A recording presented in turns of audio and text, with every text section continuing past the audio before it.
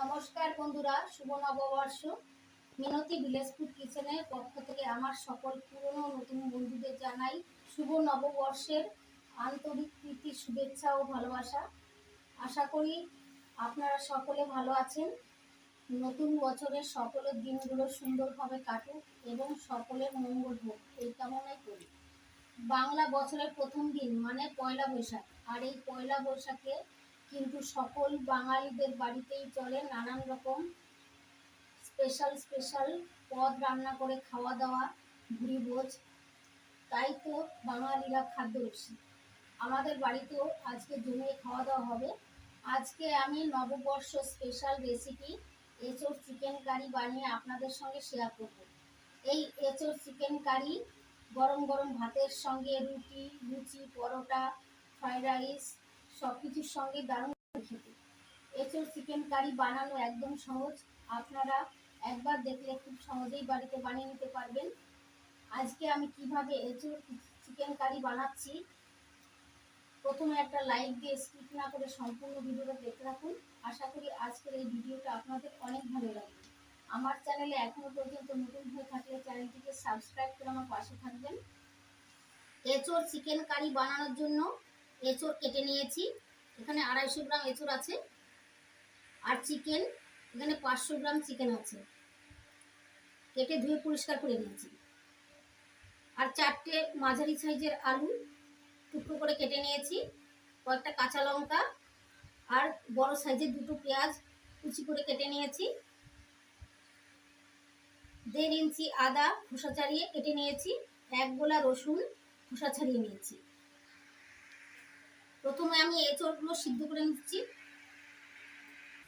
এবার গ্যাস জ্বালিয়ে গ্যাস ওভেনে কড়াই বসিয়ে দিয়েছি। কড়াইতে দিয়ে দিয়েছি কিছুটা জল। ওই জলের মধ্যে দিয়ে দিচ্ছি লবণ, একটু হলুদ গুঁড়ো দিয়ে দিচ্ছি। হলুদ গুঁড়ো, লবণ জলের সঙ্গে ভালো করে মিশিয়ে নিচ্ছি। জল গরম হয়ে গেছে। এবার এই গরম জলের মধ্যে দিয়ে দিচ্ছি কেটে ধুয়ে রাখা এঁচোড়। এঁচোড়টা আমি 50% মতো সিদ্ধ করে নেব।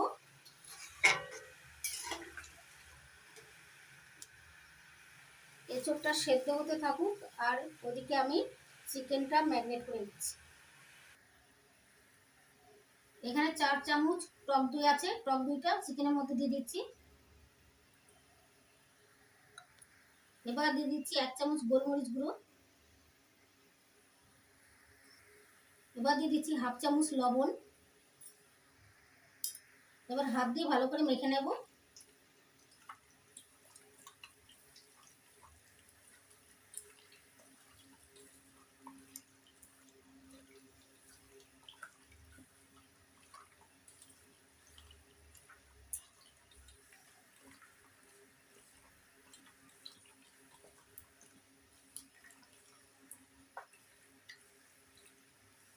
চিকেনটা ভালো করে মেখে নিয়েছি।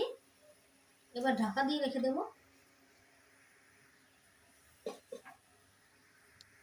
এখন আদা, রসুন আর ঝালের জন্য কাঁচা লঙ্কা শিলনোড়ায় বেটে নিচ্ছি। দেখুন বন্ধুরা, এঁচোড়টা সিদ্ধ হয়ে গেছে। এবার জল ঝরিয়ে তুলে নিচ্ছি।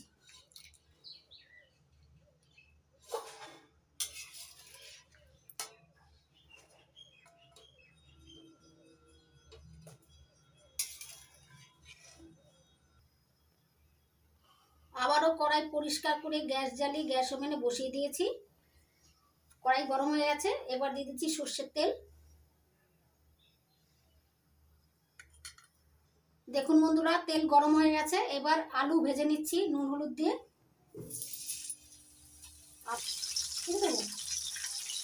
এবার দিচ্ছি হলুদ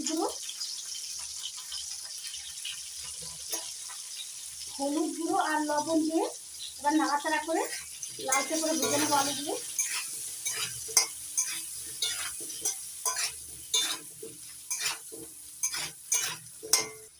দেখুন বন্ধুরা, আলুগুলো লালচে করে ভেজে নিয়েছি।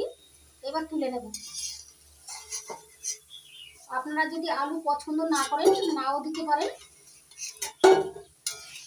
তবে আলু দিলে খেতে ভালো লাগে। দেখুন বন্ধুরা, আলু ভেজে তেল আছে, ওই তেলের মধ্যে আমি এখন এঁচুড় ভেজে নিচ্ছি। এগুলো সিদ্ধ করা এঁচুড় নাড়াচাড়া করে ভেজে নিচ্ছি। এঁচুড়ের মধ্যে আমি নুন হলুদ দিচ্ছি না, সেদ্ধ করার সময় নুন হলুদ দিয়েছিলাম, তাই এখন আর নুন হলুদ দিচ্ছি। এখন এঁচুড়গুলো একটু লালচে করে ভেজে তুলে দিচ্ছি।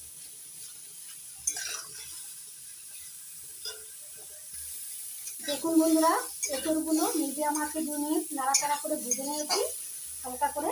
এবার তুলে দিচ্ছি।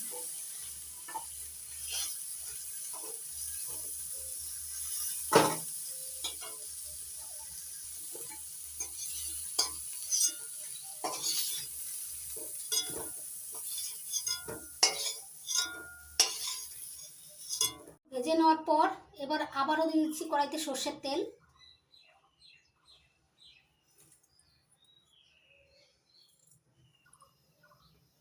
তেল গরম হয়ে গেছে, এর মধ্যে দিয়ে দিচ্ছি একটা তেজপাতা আর গোটা গরম মশলা। এর মধ্যে আছে 3টে এলাচ, 3টে লবঙ্গ আর 3টে দারচিনি।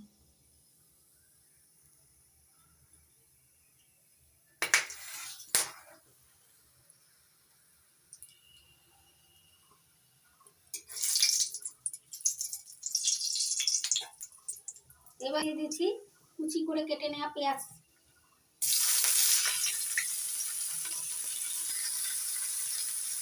এবার পেঁয়াজের মধ্যে দিয়ে দিচ্ছি অল্প করে লবণ। লবণটা দিলে পেঁয়াজ তাড়াতাড়ি নরম হয়ে যাবে আর ভাজাও হয়ে যাবে। এখন পেঁয়াজটা নাড়াচাড়া করে লাল করে ভেজে নিচ্ছি।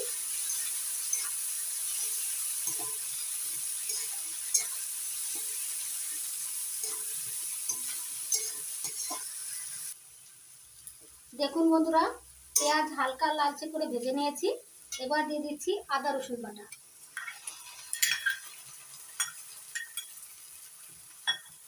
আদা রসুন বাটা ততক্ষণই ভেজে নেব যতক্ষণ না আদা রসুন থেকে কাঁচা গন্ধটা চলে যাচ্ছে।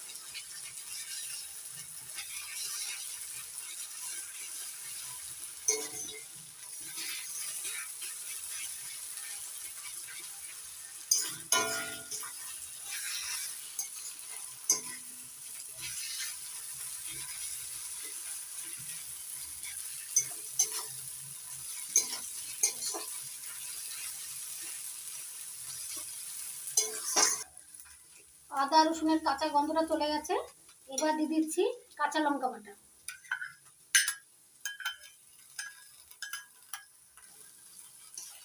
কাঁচা লঙ্কা বাটা দিয়ে আবার একটু কষিয়ে নিচ্ছি। এই সময় কিন্তু গ্যাসের ফ্লেমটা মিডিয়াম রাখতে হবে।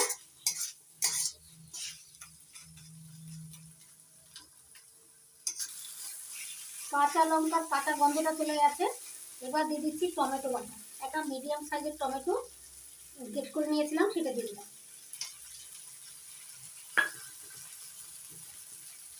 এবার নাড়াচাড়া করে টমেটোর কাঁচা গন্ধটা যতক্ষণ না যাচ্ছে ততক্ষণ আমি কষিয়ে নিচ্ছি মশলাটা।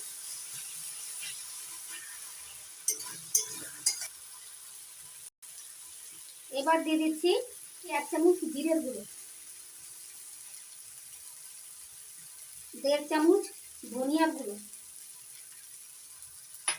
এবার দিয়ে দিচ্ছি 1 চামচ হলুদ গুঁড়ো। এবার সুন্দর কালারের জন্য দিয়ে দিচ্ছি 1 চামচ কাশ্মীরি লাল লঙ্কার গুঁড়ো। এবার সব কিছু দিয়ে মশলাটা ভালো করে কষিয়ে নেব।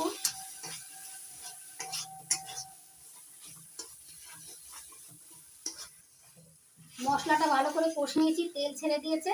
এখন দিয়ে দিচ্ছি ম্যাগনেট করে নেওয়া চিকেন।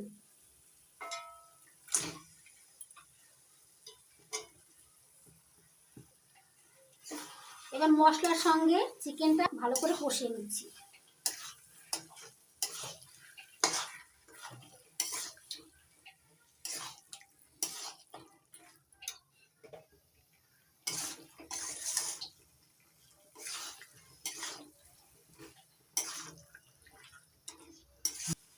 এবার গ্যাসের ফ্লেমটা মিডিয়াম টু হাইতে রেখে 5 থেকে 7 মিনিটের মতো কষিয়ে নেব।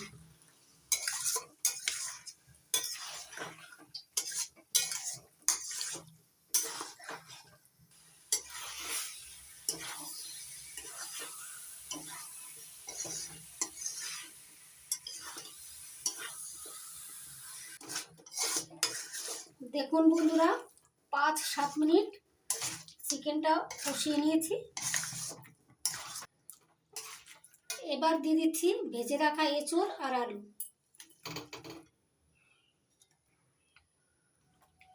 ভেজে রাখা এঁচোড় আর আলু চিকেনের সঙ্গে আরও 3-4 মিনিট কষিয়ে নেব।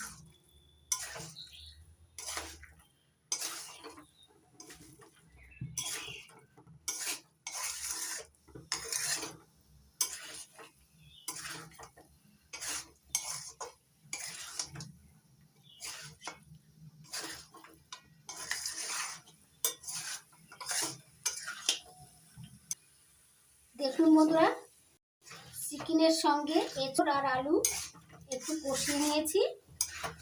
এবার দিয়ে দিচ্ছি স্বাদ মতো লবণ। এখানে লবণটা একটু বুঝে দিতে হবে, কারণ এঁচোড়ের মধ্যে সিদ্ধ করার সময় লবণ দিয়েছিলাম, আর আলু যখন ভেজেছিলাম আলুর মধ্যে লবণ দিয়েছিলাম, আর চিকেনটা যখন ম্যারিনেট করে নিয়েছিলাম তখন আমি লবণ ব্যবহার করেছি। তার জন্য বুঝে শুনে লবণটা ব্যবহার করবেন। এবার লবণ ভালো করে মিশিয়ে নিচ্ছি সব কিছুর সঙ্গে।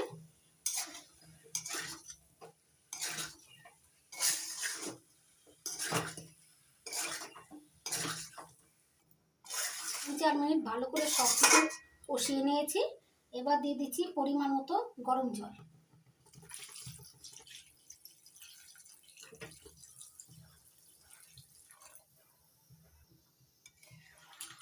এবার নাড়াচাড়া করে ভালো করে মিশিয়ে নিচ্ছি।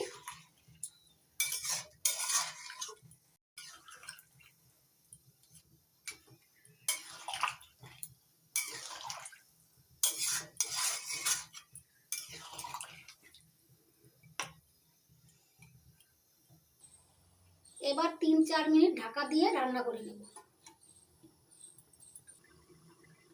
ঢাকা দিয়ে রান্না করে নিয়েছি, এবার ঢাকনা তুলে নিই।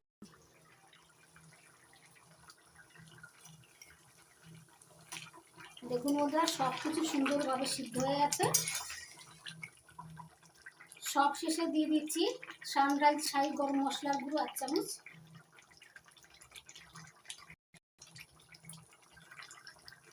নাড়াচাড়া করে মিশিয়ে নিচ্ছি।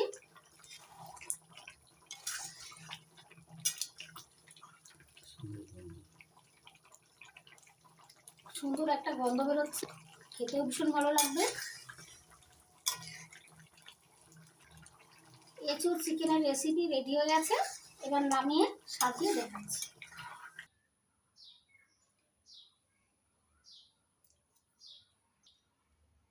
দেখুন বন্ধুরা, এঁচোড় চিকেন কারি একটা গামলায় নামিয়ে নিয়েছি। কত সুন্দর লাগছে দেখতে।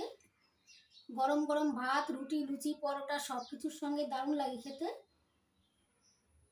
আশা করছি আজকের এঁচোড় চিকেনের রেসিপি আপনাদের অনেক ভালো লেগেছে।